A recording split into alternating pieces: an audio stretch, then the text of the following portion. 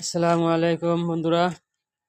এই যে আমাদের পালেং এটা ক্লিয়ার হয়েছে, খালি বানির বাকি আছে। তো এই না হাড্ডুলি করবো আর বানির বাকি আছে। আর এই যে আমাকে খেরকি হইতেছে নতুন ডিজাইনের, লগে থাকুন দেখাবার পরে হয় বিন্দা হইতেছে। আর এই যে দরজার কাঠ